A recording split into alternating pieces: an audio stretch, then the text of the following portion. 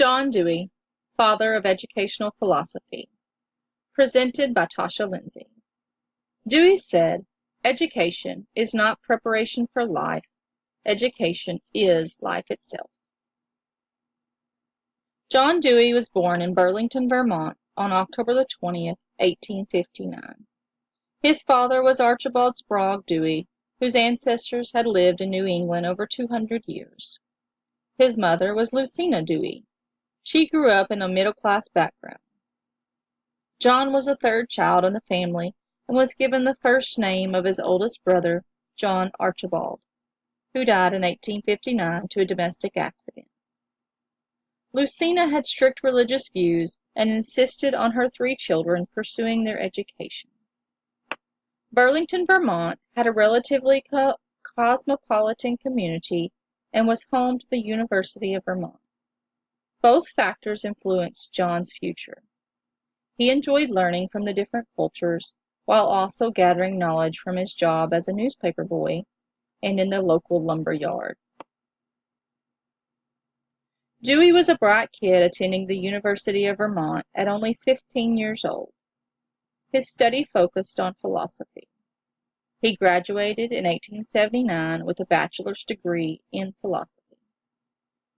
In 1884, Dewey received his Ph.D. from Johns Hopkins University. John married Alice, his first wife, in 1886.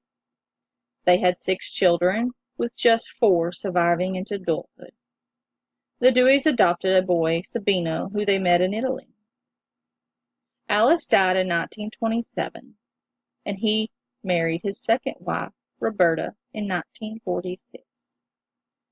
Dewey continued to write, travel, and lecture until his death in 1952.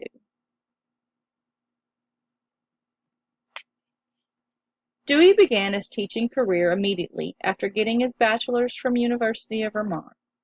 He taught 2 years of high school in Oil City, Pennsylvania, and 1 year elementary school in Charlotte, Vermont.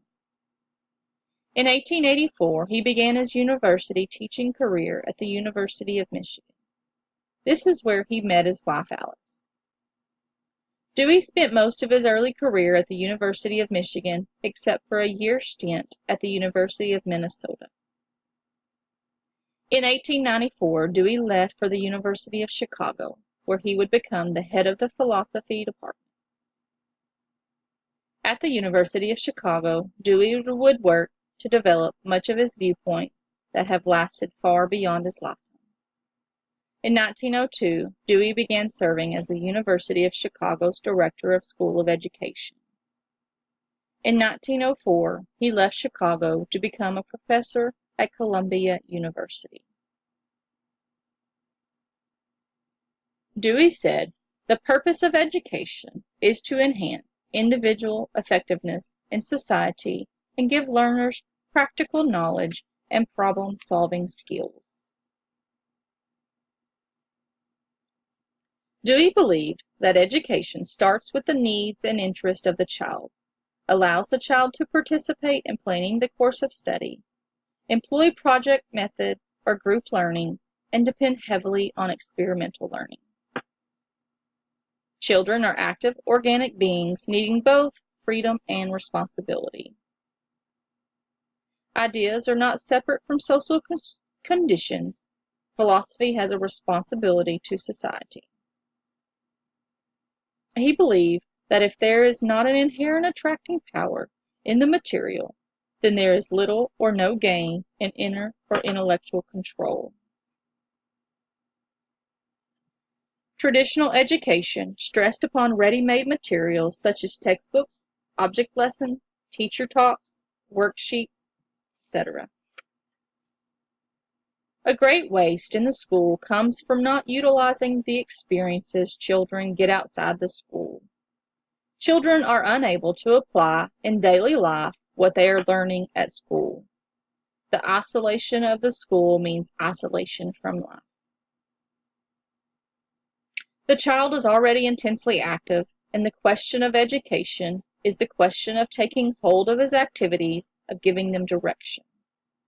Through direction, through organized use, they tend toward valuable results.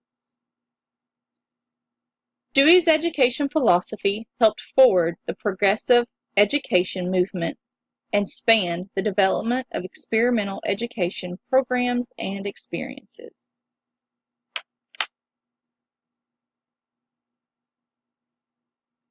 Dewey's role for the teacher is not the authoritarian, but the facilitator.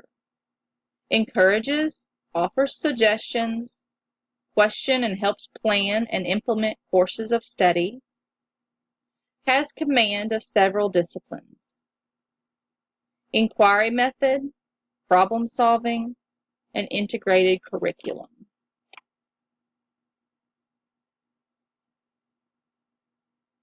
The Progressive Education Association, inspired by Dewey's ideas, later organized his doctrines as follows.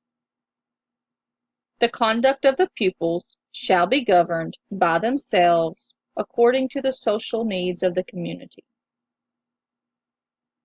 Interest shall be the motive for all work. Teachers will inspire a desire for knowledge and will serve as guides in the investigations undertaken, rather than as taskmasters.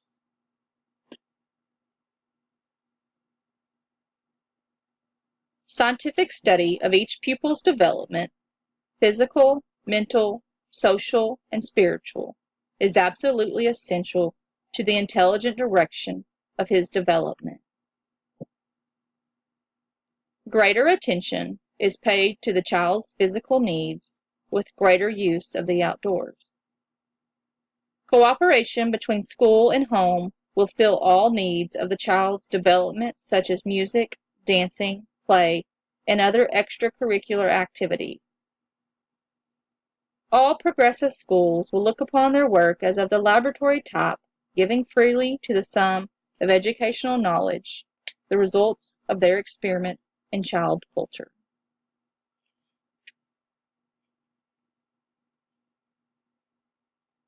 John Dewey was the father of experimental education movement. He believes teachers should focus on the student's needs, attitudes, desires, capacities, and purposes. He sided with neither traditional education nor progressive education, instead having the understanding of how humans have the experiences they do, and how it is necessary when designing successful education. He argues that by focusing only on content, the teacher excludes the opportunity for students to develop their own opinion of concepts based on interaction with the information. Students' learning will be based on past experience and will have their own outlook of the concept. In January of 1896, Dewey opened the doors of the Experimental University of Chicago with the idea of setting up an experimental school by his own. Dewey tested his ideas of education there. Classes consisted of theoretical work and practice. The child came to school to do activities that were based in craft activities and practical experience. John Dewey wrote many books over his career. These books were written on Dewey's views and how a school should be ran and how children should learn. 1897, My Pedagogic Creed. 1902, The Child and the Curriculum. 1899, The School and Society. 1910, How We Think. 1916, Democracy and Education. An Introduction to the Philosophy of Education. This book revisited and refined his views and was his first major work. Human Nature and Conduct. An Introduction to Social Psychology. 1934, Art and Experience.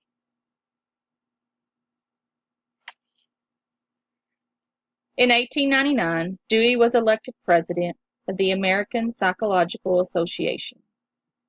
He received honorary degree from several universities, University of Oslo and University of Penn in 1946, Yale University and University of Rome in 1951.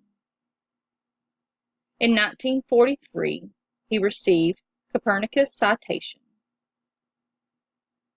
The U.S. Postal Service issued a stamp in his honor on the date of his birthday in 1968.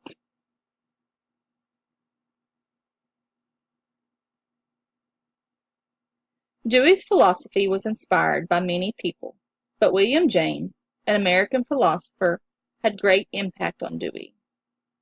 William James is known as the leader of the philosophical movement of pragmatism and the psychological movement of functionalism. Dewey was particularly drawn to the works of William James, elements of which he merged into his developing views on education. William James wrote a book called The Principles of Psychology. This book is what influenced people like John Dewey. Henry Augustus Pearson Torrey was also a considerable influence on Dewey. Torrey taught John Dewey both when Dewey was a student at the University of Vermont and later in one-on-one sessions. In particular, when Dewey returned to Vermont in the early 1880s to teach in a private academy. This period of private tuition was a considerable influence on Dewey, as it was this period when Torrey pointed Dewey towards a career in philosophy. Dewey stayed at Columbia University until he finally retired from teaching in 1930 with the title of Professor Emeritus. In 1946, at the age of 87, Dewey remarried to Roberta Grant. They lived off her inheritance and his book royalties. On June 1, 1952, John Dewey died of pneumonia in his New York apartment at 92 years old. He was buried on the University of Vermont campus. He is the only grave on the campus.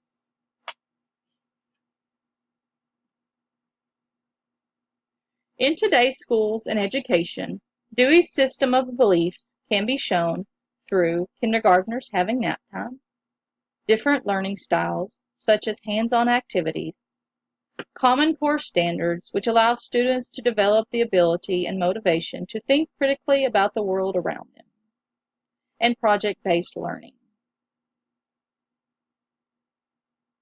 As far back as the early 1900s, John Dewey supported the learning by doing approach to education, which is an essential element of project-based learning. Today, project-based learning is viewed as a model for classroom activity that shifts away from the teacher-centered instruction and emphasizes student-centered projects. This model makes learning relevant to students by establishing connections to life outside the classroom by addressing real-world issues. This graph for project-based learning shows publicly presented product, driving question or challenge, need to know, inquiry and innovation, 21st century skills, student voice and choice, and feedback and revision.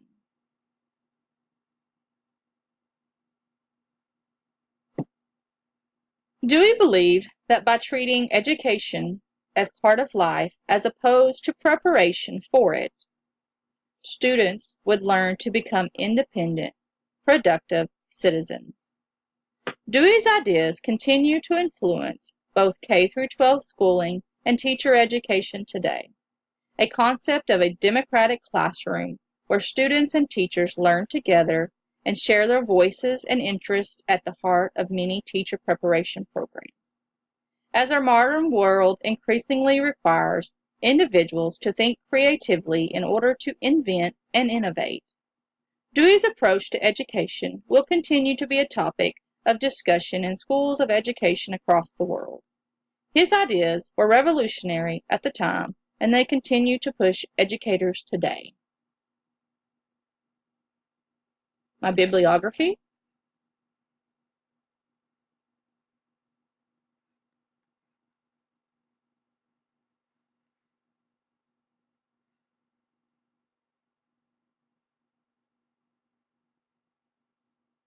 Thank you for watching my presentation.